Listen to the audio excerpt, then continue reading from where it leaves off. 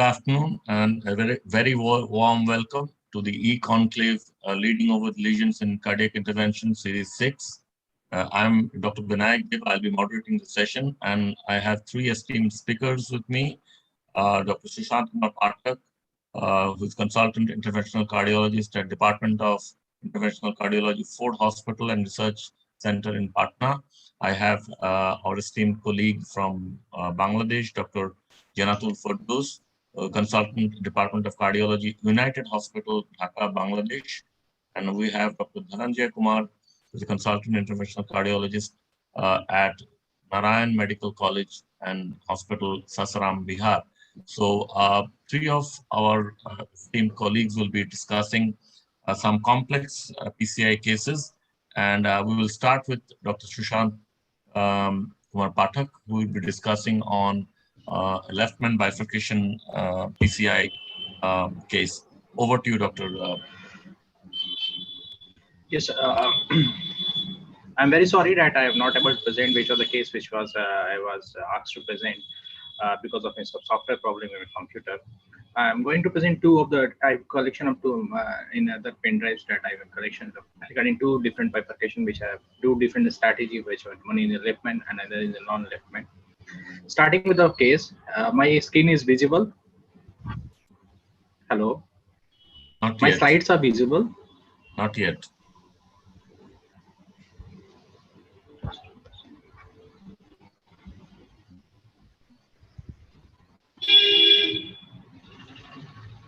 It is visible now, sir. It's coming now. Yeah, it's visible now. You can actually make it a full slide, full screen. Yes, I'm making it.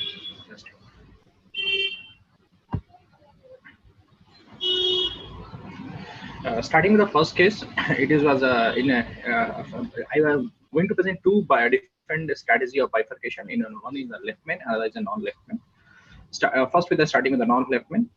45-year-old male, non-diabetic, non-hypertensive, presented with ongoing chest pain for last 2 hours. His ECG was done, which shows inferior valve MI, and echo shows hypokinesia in inferior valve with a EF function of around 48%. Patient was taken for primary PCI. This was his angiogram showing LCX cutoff, along with a bifurcation lesion in LAD and diagonal, with intermediate lesion in RCA. Can you show your slides? Yes, sir. It's not visible, yes? We can see the first slide actually. We're not seeing the videos yet. Just one second. It is visible? No. Slide 2 is visible only. Yeah, now it's visible. Make it full screen mode. Yeah, make it a full screen. It is visible now. It's yeah, visible now, make it a full screen if you make it. Yeah, it is full screen, sir. Showing actually. It is not visible. It's my laptop. It is full screen only. Okay. So go ahead.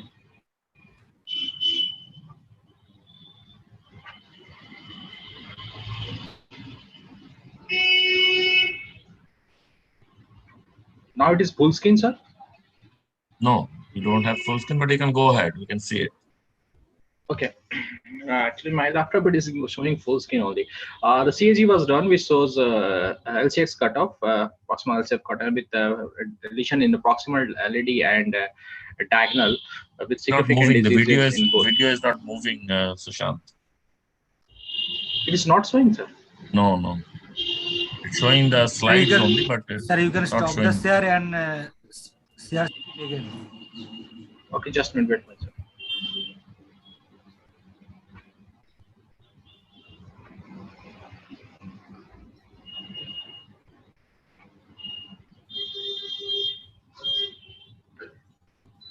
I have to remove the screen or?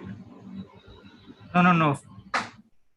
I already stopped the share screen. You can see. The video is now video is saying visible. No. Fast start the screen. Excuse me, what you are saying? Hello. Sir, I stopped your share screen. Okay. Now you can share your screen one more time. Okay, just a minute.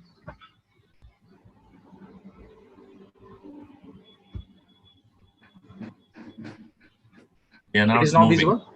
Yeah, it's Yes. moving. Yeah, go ahead. This was the angiogram, which was showing L6 cutoff along with the proximal LAD and diagonal lesions, and mild plaque intermediate disease in RCF.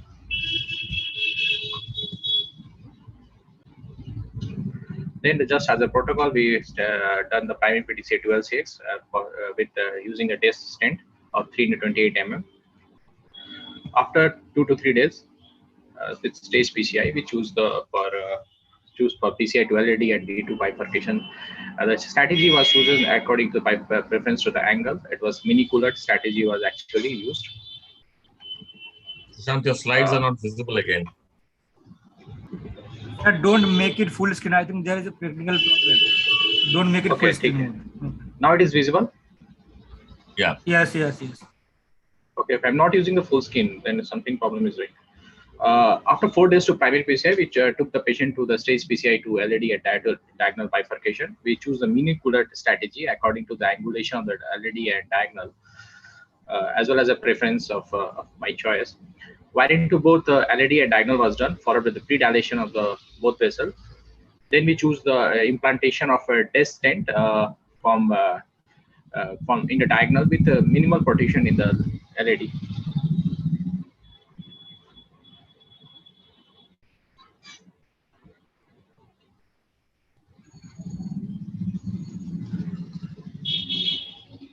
Sorry.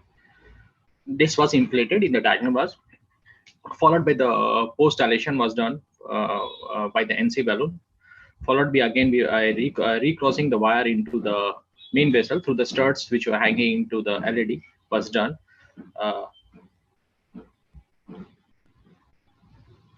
Stud was again opened with a 1.5 into 10 mm pre-balloon, followed by the test implantation was done for 2.75 into 15 mm through the stud.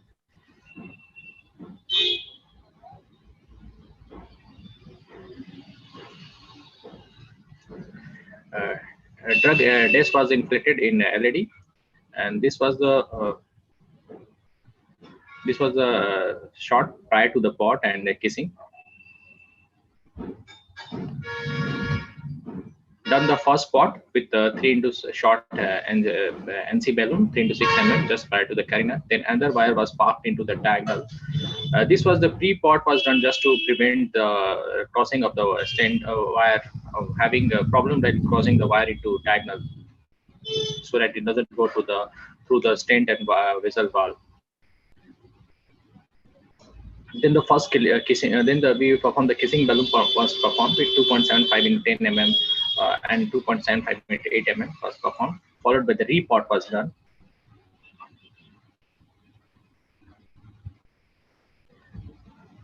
And this is the final angiogram showing TME3 flow in both stented vessels. I'm just proceeding to the second case with bifurcation strategy in the left main. This was a 54-year-old male, non-diabetic hypertensive patient presented with the wrist angina for last 5 days. He was on GDMT for CCS for last 1 year. ECG was done, which shows ST depression in V1 to V6 chest lead. Echo was done, which shows normal EF with grade 1 diastolic dysfunction. Angiogram was done, which shows distal left main along with the diffuse LAD disease and LCX diffuse disease. RCA was minor plaque. Patient was given for CABG option. Patient, however, refused for CABG and opted for multivessel PCI. This is the showing angiogram with distal left main involvement along with the diffuse LAD and diffuse LCX involvement. Wiring to both LCX and LED was done. In this case, I choose the I choose the DK crust technique. Wiring to both LCX and LED was done, followed with the pre-dilation of the LCX with 2.5 into 50 mm pre-balloon.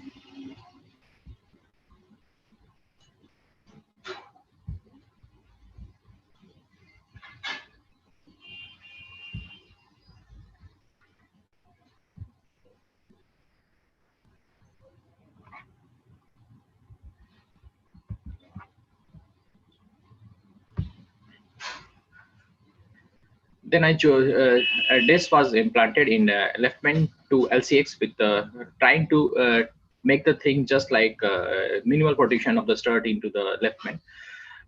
This of 3.5 in 38 mm was deployed from LM to LCX, followed with a crush, and first kissing was performed.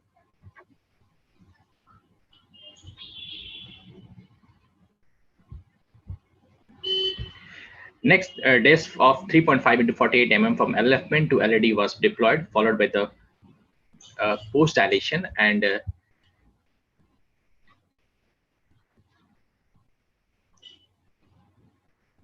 second kissing was done.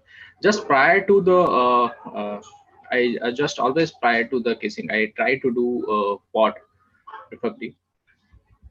I think the video is missing in here. After kissing, final pot was done with 5 into 6 mm NC balloon, and this was a final angiogram showing T3 flow with good coverage. Due to some technical issues, we were not able to perform the IVAS during that time in our cath lab. Just opinion that a stage PCI is always preferred and safer than completely vascular in the index posterior ACS scenario. Coronary bifurcation stenting is considered a complex process. Still, there is no consensus regarding about which strategy fits the most case of the bifurcation, because there are different results. If you compare the DK Crush trial and EBC data, one prefer the provisional stenting, other prefer the dedicated stenting, dedicated bifurcation stenting. Yes, this was a big Thank you. Thank you, Sushant. I think we'll get it a small discussion first about your case and before moving forward to Dr. Janatul. So you had two cases which are very nicely done. The first one you mentioned was you performed a mini culotte technique. Yes, sir. Or a non-main and non-left main bifurcation. I think nowadays, I think you just mentioned before we started to show that you are getting into the DK mini culotte. Yes, sir. I'm started doing yeah. I've started doing for last, I think, 3 to 4 months, all the left main bifurcation which I have done. The suitability, according to suitability, but maximum I try to choose the bifurcation strategy to the DK mini culotte. I'm getting good results and I'm very happy. What do you think is the difference between the DK mini culotte and the mini culotte as per our studies and trials? What do you think? Actually, sir, the head-to-head comparison is not there anything. And in future, the head-to-head comparisons will come out. The main thing of any the kissing advantage, everything is that DK Crush was better than DK Crush. The double kissing that's lead to the minimal distortion of carina, minimal stud there. All the things. Actually, the flow, it maintain the laminar flow. That is the. I think this will be, if your head-to-head comparison will come out in later, it will automatically convert, because most of the operators, most of the seniors, my teachers, they are doing DK mini culotte over mini culotte. According to that, hopefully the results will come out, and we may think that the incidence of the may get better results compared to the mini culotte. I think, sir. The double kissings maintain the carina and have a good carina and minimal stud production. This is the two advantage only. You have actually one more step in double kissing, where you are actually after the side branch stent deployment, you're doing the double kissing. So that actually what it does compared to a mini culotte where you do not do the double kiss is that actually the polygon of confluence, that is where exactly our whole area of interest is. So side branch ostium, that's one of the areas where actually your stent, as you just mentioned, morphology stent is better, position is better, expansion is better, and your metal carina is smaller. Minimal. Yes, sir. Minimal.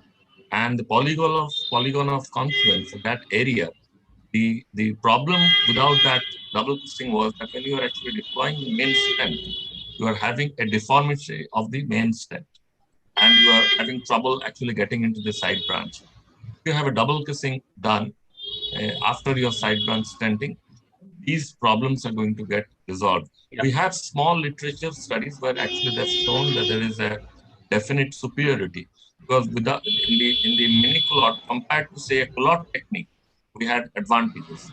And with the miniculot also, there was a 56% increase in prevalence or incidence of side branch osteostenosis. So Yes, sir. expectedly, with the head-on studies, I'm sure that with the technique of double kissing, after this first side branch stenting, that problem will be resolved. So that is a good technique, I think, which just one more step we have to do. So that is a good one, I think.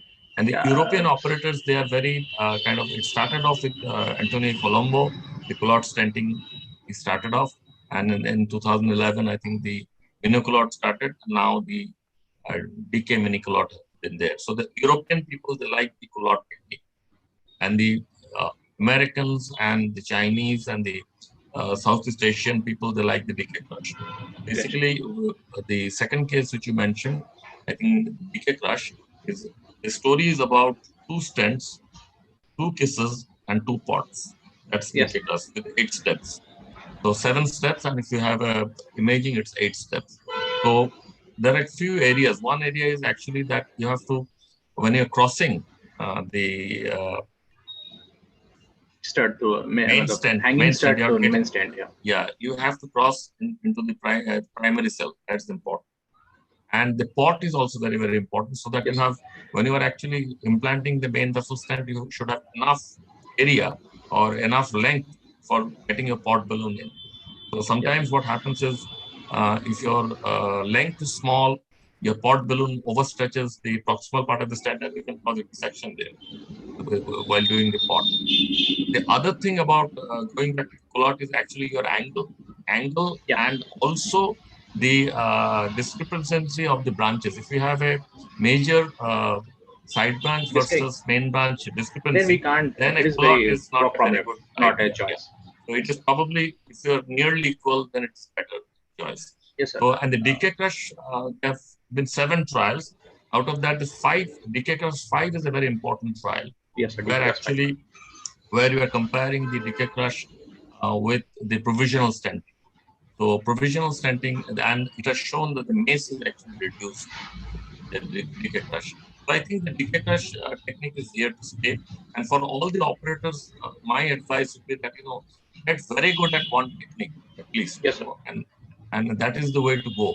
And in your practice, what is the incidence of provisional stenting versus dedicated to stent strategy in bifurcation?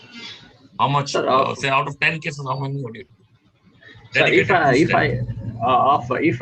I frankly speaking, if I think so that is osteomy disease having a 50%, 50%, then I preferably go for dedicated bifurcation stenting. If I think that is LCS is not going to pinch and automatically get compressed, then use a chance of using FFR, then I think of only provisional stenting. Apart from this, in case of ACS patient, I go for provisional stenting if it required only, according situation. If in ACS patient, I don't like to go for dedicated bifurcation and making the hell of the system.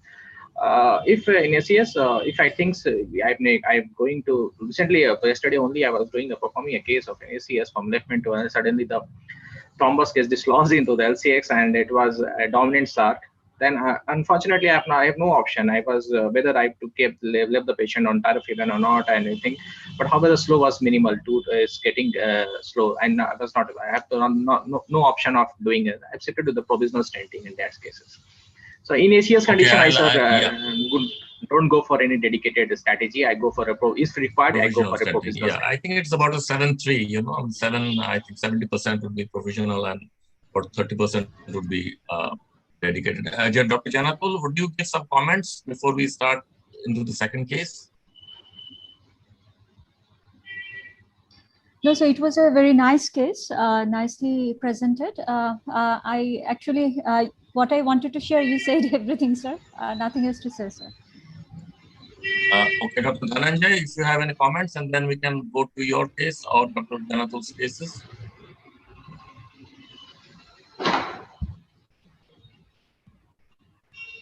Okay, next we'll present Dr. Janatul Fortu's case. She is a very good friend of mine and very renowned cardiologist, though she's young, but I mean, she's a very renowned cardiologist, and I have heard a lot about her good work she's doing in Bangladesh. So she's going to present on left main dissection in a case where there was a LED CTO. So over to you, Janatu, for your presentation. Okay, sir. Sharing my screen, sir.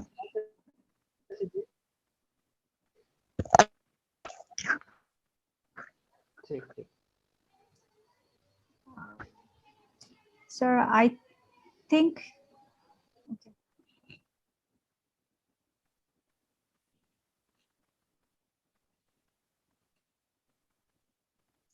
Yeah, we can see your screen now, Janatu. Okay, sir. So my case is conquest of left main dissection with LED CTO, a complete revascularization. My patient was Mr. A, 56 years old gentleman, hypertensive diabetic. He came to us with exertional fatigue with shortness of breath for last 4 months. Nothing significant cardiac point of view previously. His echo showed no regional wall motion abnormality and his ejection fraction was 60%. So we plan to go for a coronary angiogram, and this was his angiogram. It showed that there is a diffuse L6 to OM. It's diffusely diseased, around 80 to 90%. LED, there is a CTO, proximal segment, there is 90% to disease, then there is a complete cutoff.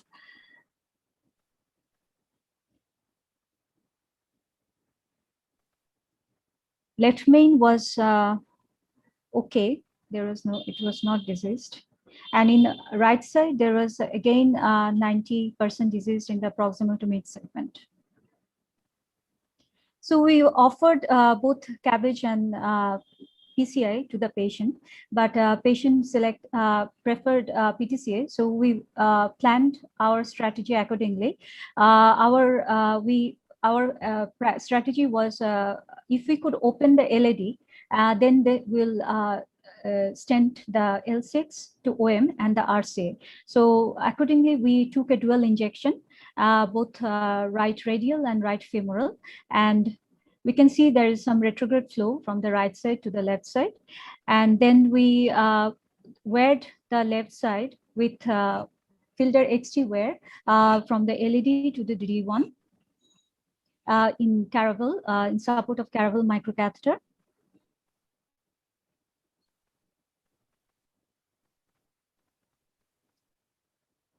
You can see that the wear is passing. Then the filter XT was exchanged with BMW wear.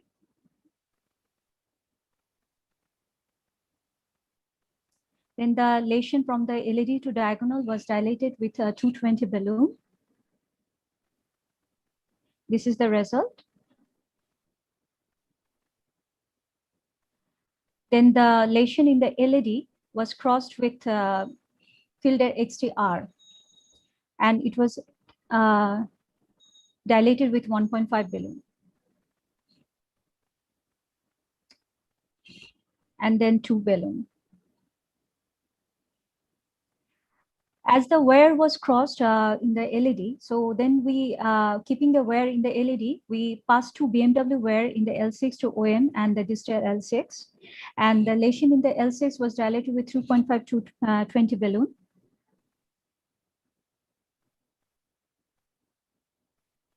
And covering the lesion in the L6 to OM, 338 everolimus eluting stent was implanted.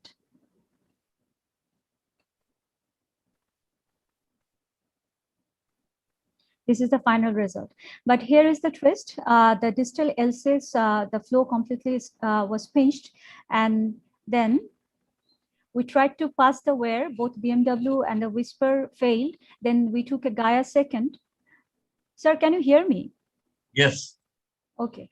Then a Gaia second wear was passed and to the distal L6. Then it was exchanged for with BMW wear again. And here a kissing was performed with a 2.515 and 215 balloon.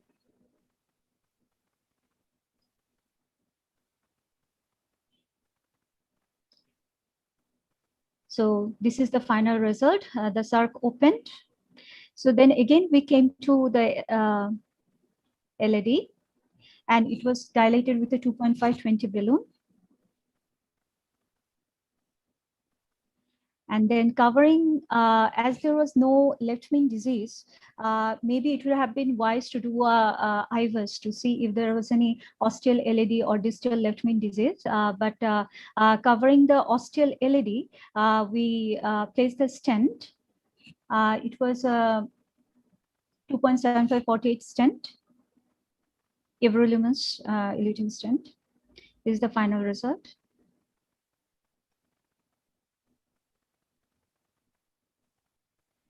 So here we can see a small intimal dissection in the distal left main, ostial LED. So for that, we could not just leave it there.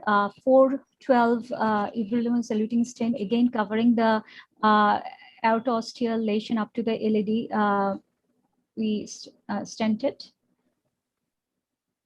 And then it was dilated with a 412 balloon.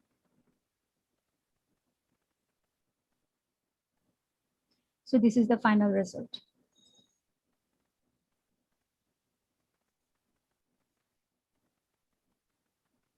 And in RCA, we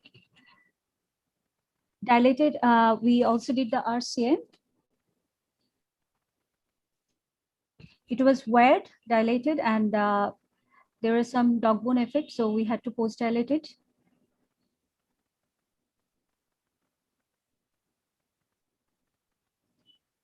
This is the final result. So here, from educational point of view, I took this case to ask the panelists some questions, like if it was your case, what would have been your strategy? Should you have been go for a from ostial left main to covering the whole of LED, or dual stent strategy? What would have been your preferred strategy of intervention here? I would start with Sushant first. Dr. Sushant, why don't you comment on this case first?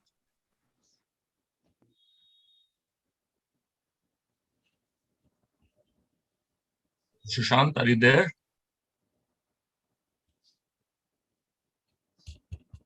Okay, Dr. Dhananjay, if you want to comment on this case. Busy in doing my case. Okay, Dr. Sushant. Yes, sir. Yeah. Hello. Yeah, if you comment on the case, Dr. Sushant. Yes, ma'am. Actually, whether bifurcation strategy will, if we do a IVUS run prior to this, then we can decide the strategy whether it was we should go for a dedicated bifurcation strategy or anything else. Dr. Dhananjay, are you there? Yes, sir. Yeah, why don't you comment on this case, please? Sir, I was just trying to send my Okay, you did not see the case. So let me just talk about this case. Janapal, I think you did a very, very good case. It was a difficult case, and I think, I mean, the first option of CAB you just offered to the patient was the correct one. So the one case of learning here is, you probably can never place your stent in the ostium of LED. It's very, very difficult to do that. That's number one. Number two is, whenever you have disease, the disease extends into the left main. So if you do an IVUS, you would see that you would definitely have a plaque in the distal left main. And most often than not, when you are actually placing a stent in the ostium of the LED, even if you cover the ostium, you have a dissection of the distal left main because the stent has been placed onto the plaque of the distal left main. So I would suggest that, I mean, instead of trying to very, very accurately trying to put the stent into the ostium of the LED, it is better to pull it into the left main and then take it from there. If you decide that after doing, it's like a provisional case basically. If you think that after doing the LED, distal left main to LED, if you require second stent into the LCX, and if the LCX ostium is clear, probably you can leave it. You can do FFR, or you can just leave it at that. That is my comment. What do you think, Janatu? One thing I So can add. here in this case, actually we went for ostial LED stenting because here the SARC was very important because LED is a CTO. So that's why we were in the fear that if the LCS get pinched or something like that. So that's why to avoid that, we thought that we'll open the LED and we'll put a stent from the LED ostium. But this dissection was a complication. The dissection is because I think it is not because of anything, but I think it was on a plaque. That was the reason of the dissection. And most often than not, in a distal left vein, you would have a plaque which angiographically might not be seen. If you do an IVUS, you will definitely see that there was enough plaque for the dissection to happen. Yes, Dr. Sushant. Actually, sir, the previous idea of previous when we are teaching from our seniors that during that time the ostial LED means ostial LED. They keep a hanging of stent, a start of 1 or 2 in left man. That was enough. That they say at but however, with the use of the imaging, the situation and scenario has changed. They have the different study has shown that the plaque which is starting from ostial LED actually it is not starting from a. There is no clear-cut demarcation line that is this is the ostial LED and this is the distal left man. The plaque has the continuation with distal left man. If you're seeing them. So it has secondly it has been routinely practiced. A scenario has been that the having a length of the stud of 5 to 6 mm in the left main, because if the patient comes repeatedly for re-intervention, in that sense the hanging stud of 2 or 3 mm may create a difficult whether we're crossing with the true stud or going with it is very not very clear cut demonstration. So it is I think we as a during our teachings we have been routinely taught that and as well as I also practice if the patient has coming for osteoarthritis, I at least have the cover the stent at least 6 to 7 mm in left main and I have the maxima position in the left main. It provides me two advantages. If I require re-intervention in next time in LCX, it's quite easy for me to go through the studs and do the left main, do the LCX strategy or anything. And the second thing is that another thing, the IVUS imaging also already has shown that the plaque which is starting from osteoarthritis doesn't mean from starting from osteoarthritis. It starts have a coverage of distance, and it has been the I'm a talk with the last 2 to 3 years. I've conversion various operators. They have said that now you have to cover the distal left main at least having a 6 mm to have a pot there so that the maximum you get the stent opposed to the left main wall. This is the routine practice. I think it is doing the clear cut of the having one to start hanging practice was I think it was a 4 to 5 year back. The situation has changed and maximum operator are having left main angioplasties rather than clear cut demonstrating putting a 1 or 2 mm stud hanging in left main. I don't think we are whether we are covering the left main or LED ostial or not without imaging we can't see that. Yeah, Dr. Janatul, if you have any comments. So sir, what would have been the preferred strategy, like to put 5 to 6 millimeter in the left main and then?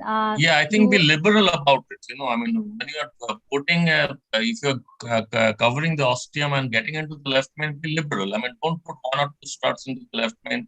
That will cause more problem than, you know, I mean, anything solution.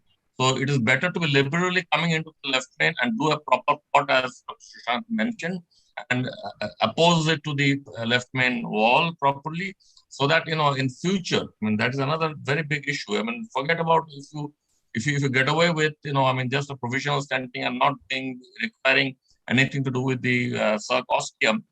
In the future, if you need to do circ intervention, you have enough space to actually cross into the circ very comfortably. So have enough stent into the left main so that you can do a proper pot. Just then sir, if you had the circ pinched, then what would have been the? You do a FFR and see whether you know it is significant or not. If you think that it is significant, normally if you have an ostium which is clear prior to intervention, even if you have a pinching, we have seen with the FFR that actually it is physiologically it is not significant. You can leave it as such. But if you have, definitely if you have some osteal disease, still I think you go for a provisional stent approach. And if you still see that after doing the left main to LED stenting, still left main to LED stenting, if you have reason enough to believe that the circ has been compromised, the ostium of the circ has been compromised, do a second stent. I mean, do a provisional stenting. So that would be the approach. But as Dr. Sushant rightly mentioned, I think, gone are the days when we just used to try to put accurately into the left main into the LAD ostium and leave one or two struts into the distal left main. And that creates a lot of problems actually for further interventions. So that would be my take. Otherwise, it's a wonderfully done case. I think another thing, Janatul, I wanted to ask you. I mean, you did cross into the LAD first. You balloon dilated the LAD, and then you went for the circ intervention. So that is something which I saw. Why was that? Sir, because our plan is that if we can open the LAD, then we'll go for sarc stenting. Otherwise, we'll send the patient for cabbage. Sir, did you get me? Yeah, I did actually. I did it. I think that's a reasonably a good reason. Usually, we don't. Intervene and go to the other artery. Living with the balloon dilatation. So yeah, I mean that's reasonable. That you thought that if you could not cross the LAD and send the patient for a CABG, I think that's reasonable enough. I think it was a good case. It was very well managed. And sir, there will be another. There is another thing, sir. Like if we we crossed the LAD wear and then we did the circ, it gave us the time. Like if we completed the LAD from left main to LAD, no, you could not complete it. I understand the reason why you did circ first. I mean that right. I understood. But I was wondering that if you just cross with the wire and leave it there, and then do the LAD at the circ and then come back and dilate. I mean, once you start dilating lesions, the whole thing becomes very unpredictable after that.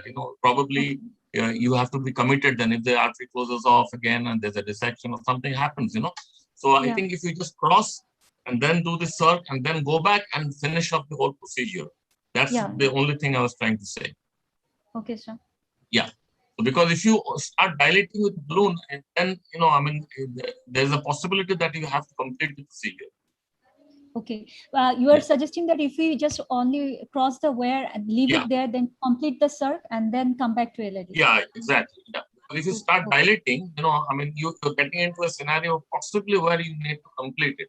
Then getting into the circ again a problem. It will not be a problem if you do it. If you do a proper, it will be a bifurcation lesion basically. Bifurcation stenting.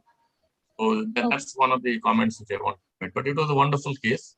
And thank you very much for presenting it on a Sunday afternoon. So we can get back to Dr. Dhananjay Kumar for his presentation. Over to you, Dr. Dhananjay. Okay. He'll be talking about IVUS-guided complex PCI, so which is a very, very important topic because we all know that image-guided PCI has become the trend now, and for many reasons why you require imaging. Though imaging penetration worldwide has not been more than 15 to 20%, best of the centers. So we still require a lot of imaging penetration, particularly with IVUS and OCTs and FFRs as well, physiologically. But still, I think it's a good topic to discuss, IVUS-guided complex PCI. Over to you, Dr. Dhananjay. Okay, thank you, sir. Good afternoon, sir, and dear speakers, dear audience. Is my screen is visible? Yes, it is visible, Dhananjay. Yeah, sir. This 55-year male presented in our cardiac emergency at 10 p.m. With chest pain of 1 hour. His ECG was suggestive of lateral valve MI. He was non-hypertensive, non-smoker. He was non-diabetic by history, but found to be hyperglycemic during the course of hospitalization. He had history of acute myocardial infarction in 2004 at the age of 33. At that time, he has been stented in LAD and RCA in RN Tagore, Kolkata. LAD with bare metal stent of 2.5 into 33 and RCA with 3.5 into 23, both bare metal stent. So he immediately shifted to cath lab and this was his angio. His OM was completely occluded with thrombus.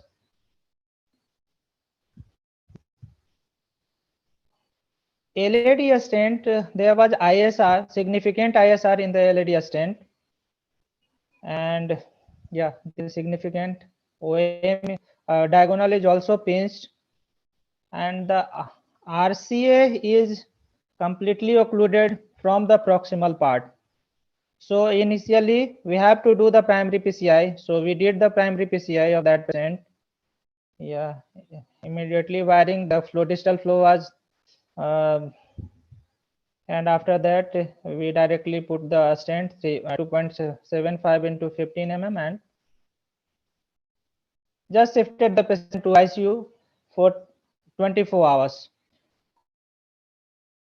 And now we have two options, either to send the patient to a CTVS surgeon for bypass, or to do PCI in the both the artery, RCA and ISR of LED.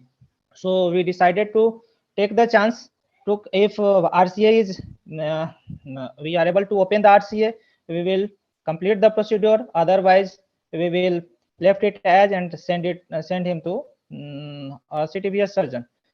So we started the RCA plasty with filter XT wire, and with a few difficulty we were able to cross the lesion. Yeah, we crossed the lesion, and initially we pre-dilated with 1.5 semi-compliant balloon followed by 2.5 semi-compliant, and in the stented part we took a 3.5 NC balloon and dilated it to a higher pressure. So after this all pre-dilatation, this was the flow across the RCA. So we have now, we then did a IVAS run, and the IVAS run, I am showing the IVAS run. I will have to switch to another. So yeah.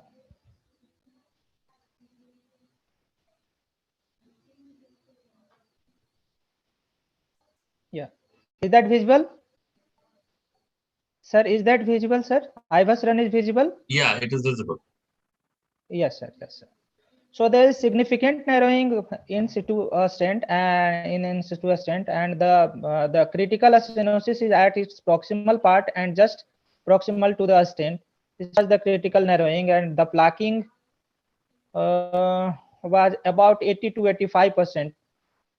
So yeah, going toward the proximal end, and yeah, this was the critical. It was about 85 to 87% plaquing in this region, even after post dilatation of 3.5 NC balloon at higher pressure. So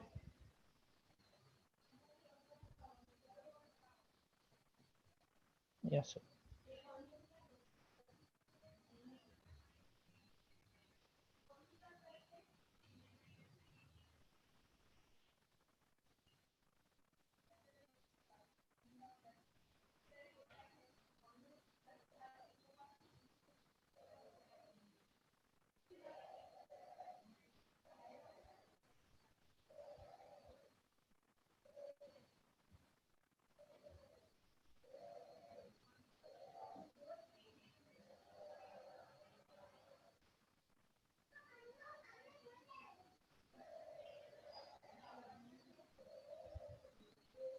Also, due to technical difficulty, my PPT is not running. That's why I am using my saved folder. That's okay. Yeah, carry on. No issue.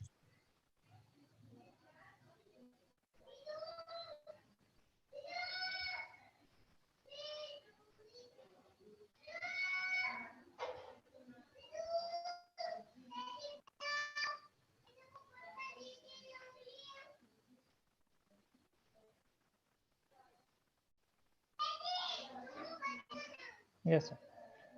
So after that, we used a cutting balloon of 2.5 into 10 flextome, and again this was the cutting balloon, and again used a NC balloon of 3.5 and inflated it to a higher pressure of 24 and 26. But during that procedure, there was some thrombus in the proximal part of the stent, proximal end of the stent, and after that it completely occluded. It was in cine, so I was not able to save that. Sorry, in fluoro.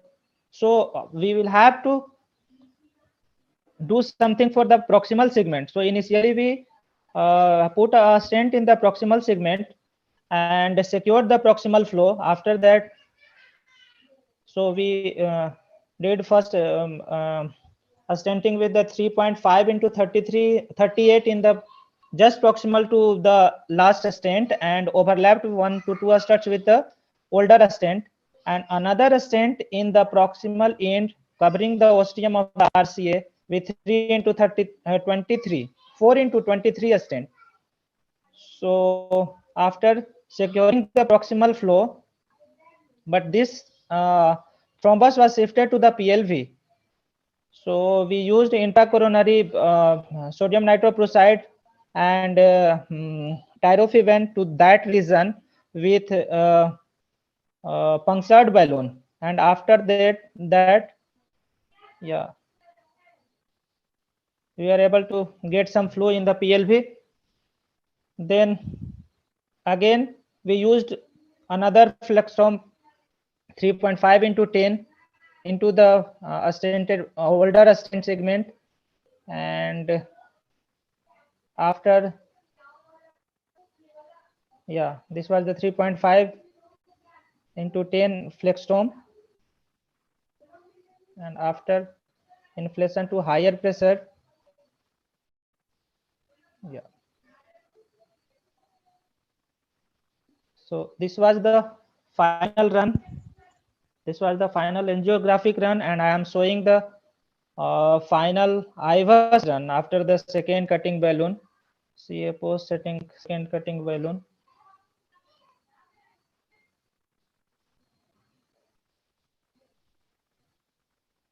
Yeah. So this was the very good luminal gain in the ISR segment. Very good luminal gain even at the most constricted segment. Yeah.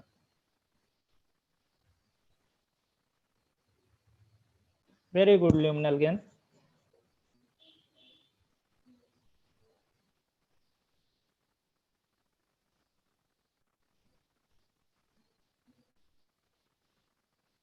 Is the IVUS is visible on the screen, sir? Yes, it is visible. Yeah, yeah. Sir.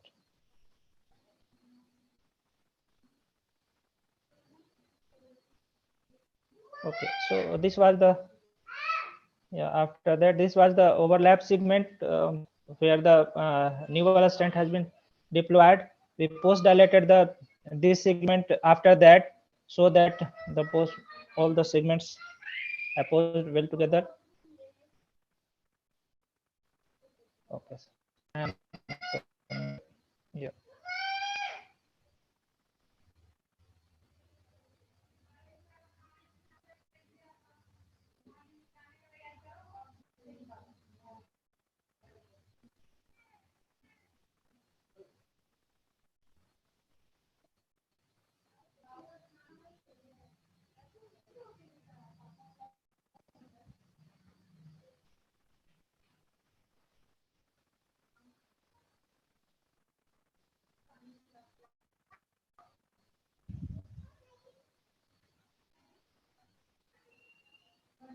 So now I have to open the ISR of LAD. We wired that LAD with BMW, did the IVUS run, and again this is the IVUS run of the first LAD IVUS. Yeah.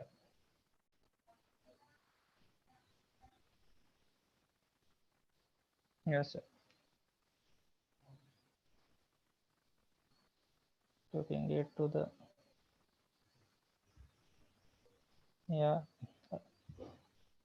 a stent has not yet come.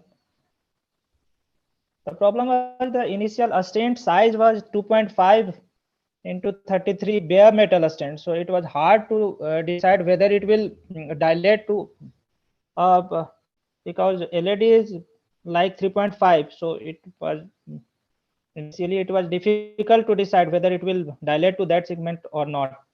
Yes, sir. Now stent stents have started. There is significant luminal narrowing.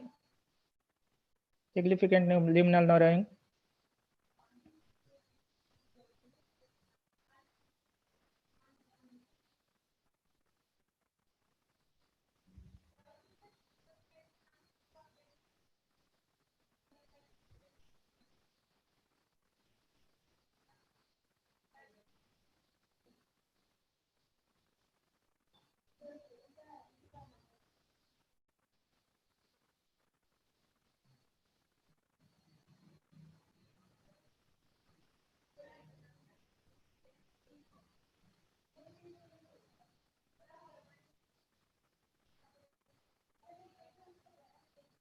Yeah.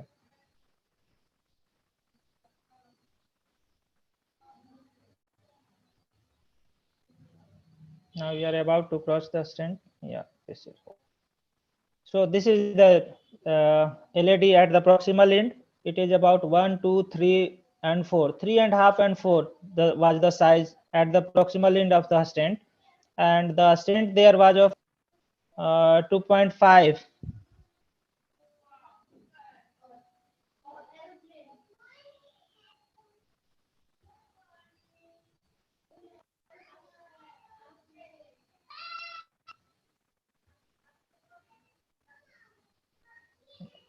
So initially, I again used the 2.5 into 10 flextome balloon, cutting balloon.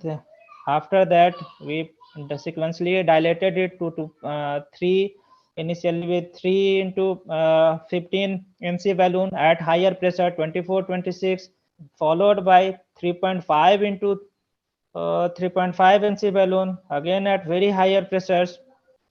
And after that, I used another flextome balloon 3.5 into 10, and yeah, this was the this was the final run. But before that, I took the second highest run. In fact, it was third, but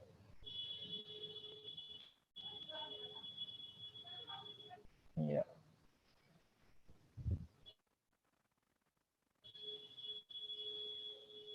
So there were again significant luminal gain. We successfully dilated the stent to 3.2 to 3.35 diameter. It was hard to believe initially that the bare metal stent of that caliber will dilate to up to that length, but yeah, this is the after post dilatation. Even this segment is 1, 2, 3, and 3.5. This is dilated up to 3.5. Yeah, this is again dilated up to 3.5.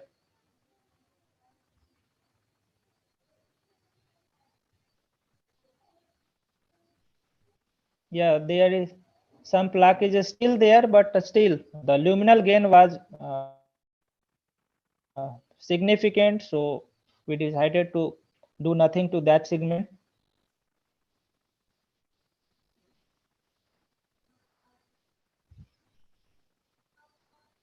Yeah, this was the. So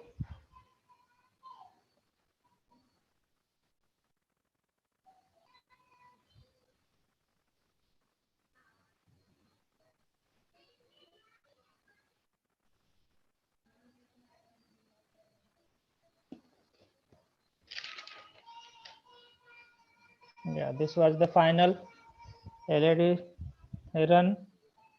Diagonal was definitely significantly pinched, but we did nothing to that also. And patient is doing fine even after 2.5 months have. After that, he is doing fine. He is on antiplatelet like ticagrelor or aspirin and rosuvastatin of 40 milligram. So patient is right now he is doing good.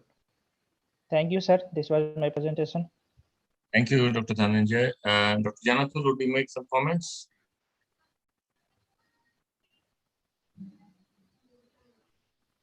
Hello, sir. Can you hear me? Yeah, I can hear you, Dr. Janathal. Please make some comments on this. It was a very difficult case, good effort.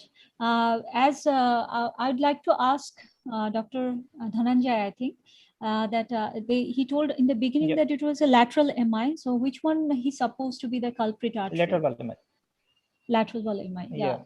Which one was the culprit artery? Because it was a TVD.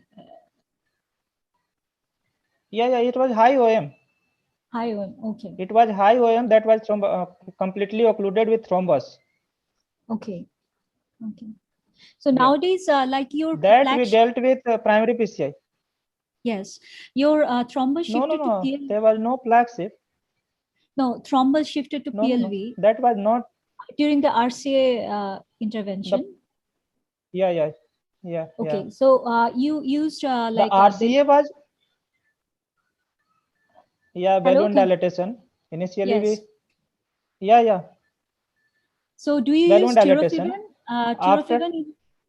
Like my question is, do you use tirofiban in your practice for if there is any thrombus shift in the distal circulation? What else do you use? Yeah, if definitely if the branch is quite large and even after sodium nitroprusside, local sodium nitroprusside, intracoronary local with punctured balloon, if that is not sufficient, we routinely use tirofiban or thrombosuction in the distal thrombus dislodgement. Okay, so you do not go for like integralin or anything like that? GP2B3. Sorry, pardon me. What? Integralin. Do you go for tirofiban is used. Okay. No. We don't use infliximab. You use tirofiban. Infliximab is quite costly. That's why we are using tirofiban. Okay. Now here in Bangladesh, we usually go for like integralin. So that's why I asked the question. Okay. Tirofiban is again similarly, but GP2B3A inhibitor, but it is its cost is a little bit lower. That's why we are using routinely in our cath lab. So to deliver that tirofiban distally, so punctured balloon technique, what else do you use? Like do you use via microcatheter? If the branch is larger, we use thrombosuction device. If the sodium nitroprusside, adenosine, or dilgem is not working there, we can use thrombosuction. Okay. Thrombosuction, intracoronary heparin, local site heparin. Okay. Thank you. Yeah, I think Dr. Dhananjay, this was a very difficult case, I would say, because of two reasons. One is that it came with a MI, and secondly, I think we had two major arteries, the LAD and the RCA, causing the instant stenosis and significant lesions. And the problem with ISR is not about the stenosis; it's about actually the mechanism why it happened. I'm not talking about hyperplasia, about that intimal hyperplasia, but I'm talking about the mechanism of the stent problem. So was it a stent failure because it was undersizing, or was it a malapposition? If you are undersizing a LAD stent, it's a big troublesome area, particularly in your case. 2.5 in a mid proximal LAD is a complete no-no unless it's an exception. So you're talking really about a 3.5 and above. So you don't need an IVUS to actually, decide that you don't need to put a 2.5 stent. So I think you're extremely lucky, I would say, that actually you could get that expanded after the expansion, you could get it up to 3.5. Normally, bare metal stent of those era. When was this put? 2004, sir. 2004. Yeah. So those eras stent, to come up to 3.5 is unheard of. So basically, you're kind of lucky. So in these cases, I think a hybrid approach of, as you mentioned, do a primary PCI and send the patient for his CABG would be a better option. Because if you could not actually expand the stent to 3.5 and you still again had an underexpanded stent, the patient would have again come back at some point of time. Definitely. So I think the cutting balloon and the techniques of ISRs, treating ISRs is one, but I think more important is why the stent failed. Is it because of the underexpansion or undersizing? Undersizing has a huge area of problem. Underexpansion, you can manage. Malapposition, you can manage. Even if you have calcium behind your stent, you can still manage that with IVLs nowadays. But I think undersizing of a stent to that extent, in a POX LAD to 2.5, yeah, it's a major problem. So I think it was very, very well done. And I think your IVUS images were very good. And it showed exactly what we wanted to know in IVUS image. Why do you think you had a clot in the PLV? I mean, what was the reason for that? Sir, initially after the cutting balloon and post dilatation with the NC of RCA stent, sir, previous older stent, the thrombus was developed in the proximal segment of the RCA. It was completely occluded. Yeah, but as Dr. Janathal mentioned, it didn't look like actually, it looked like a CTO to me. CTO, yeah, sir. Yeah, CTO. So I think a systemic thrombus would have been there, and for some reason, you also had some thrombus also in the RCA for some reason. So that might be possible, sir. Yeah. We could not actually recognize that, but that might be the possibility. Yeah. So I think it was a very, very well done case and extremely difficult case, I must say. Even you did it in a two-phase manner, which was absolutely correct in this particular case. I never recommend that these kind of cases to be done in one sitting, though there are some studies and trials and whatever, but to do two ISRs and a primary PCI in one sitting is absolutely a no-go. I think, this well thought out process and the way you have actually performed it is very, very good. I think it's a very good learning. Thank you. So I would wrap up this session and thank Dr. Sushant, Dr. Janathal for those, and Dr. Dhananjay Kumar for presenting such wonderful cases. And it was a very good learning session for me and for all of us. Thank you again. Sachit, take it over. Okay, thank you very much, sir. Thank you, Vinayak sir, Dhananjay sir, Sushant sir, and Janathal ma'am. Thank you very much. Good day. Stay safe. And I can actually vouch that it was Dr. Janathal, though we couldn't see her, but I know her voice. So I'm sure that, and the case, the way she presented and the difficulty of the case, it is definitely Janathal behind the screen. Take it from me. Okay, Janathal, have a good day. And Dr. Dhananjay and Dr. Sushant, have a good day. And Sachit too. Thank you, sir. Thank you. Good day to you, sir. Thank you, sir. Good day.